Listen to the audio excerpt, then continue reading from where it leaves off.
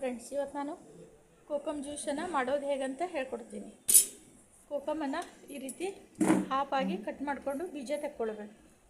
ಒಂದು ತೋಪಲ್ಲಿ ಕೋಕಮನ್ನು ಈ ರೀತಿ ಬೀಜ ತೆಗೆದು ಹಾಫ್ ಮಾಡಿ ಇಟ್ಕೊಳ್ಬೇಕು.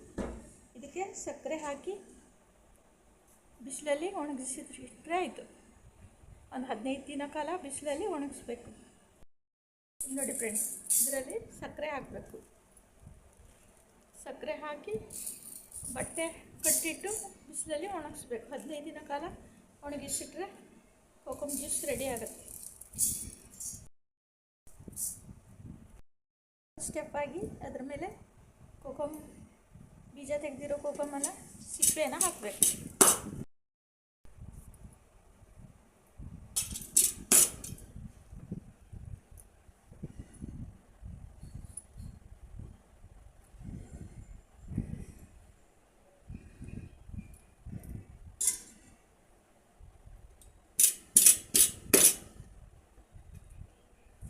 ಈ ರೀತಿ ಬೀಜ ತೆಗೆದು ಅದರಲ್ಲಿ ಸಕ್ಕರೆ ತುಂಬಿ ಹಾಕಿ ಇಡಬೇಕು. ನಂತರ ಬಿಸಿಲಲ್ಲೇ ಒಣಸೋದು.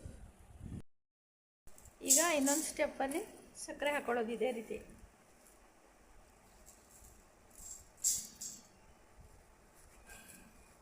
ಹದಿನೈದು ದಿನದ ನಂತರ ಬಿಸಿಲಲ್ಲಿ ಒಣಗಿಸಿಟ್ರೆ ಕೋಕಮ್ ಜ್ಯೂಸ್ ರೆಡಿಯಾಗಿರುತ್ತೆ. ನೋಡಿ ಫ್ರೆಂಡ್ಸ್, ಈಗ ಮತ್ತೊಂದು ಸ್ಟೆಪ್ಪಲ್ಲಿ ಅದನ್ನು ಕೋಕಮ್ ಸಿಪ್ಪೆಯನ್ನು ಹಾಕಿ ಅದ್ರ ಮೇಲೆ ಸಕ್ಕರೆಯನ್ನು ಹಾಕೊಳ್ತಾ ಇದ್ದೀವಿ. ಇಲ್ಲಿ ನೋಡಿ ಫ್ರೆಂಡ್ಸ್, ಇನ್ನೊಂದು ಸ್ಟೆಪ್ಪಿಗೆ ಹಾಕ್ಕೊಂಡು ಸಕ್ಕರೆ ಹಾಕಿದ್ರೆ ಆಯ್ತು.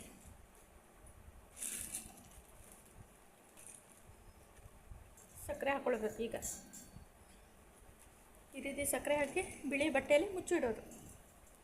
15 ದಿನದ ನಂತರ ಬಿಸಿಲಲ್ಲಿ ಹಾಕಿದ ನಂತರ 15 ದಿನ ಬಿಸಿಲಲ್ಲಿ ಹಾಕಿದ ನಂತರ ಕೋಕಮ್ ಸಿರಪ್ ರೆಡಿಯಾಗಿರುತ್ತೆ. ಇದು ಕೋಕಮ್ ಒಳಗಿರುವಂಥ ಬೀಜ. ಇದು ಕೂಡ ಜ್ಯೂಸ್ ಮಾಡಿ ಕುಡಿಬೋದು. ಇದು ಹೆಲ್ತಿಗೆ ತುಂಬ ಒಳ್ಳೆಯದು.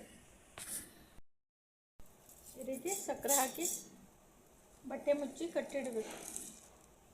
ಇದನ್ನು 15 ದಿನ ಕಾಲ ಬಿಸಿಲಲ್ಲೇ ಹಾಕಿ ಇಡಬೇಕು.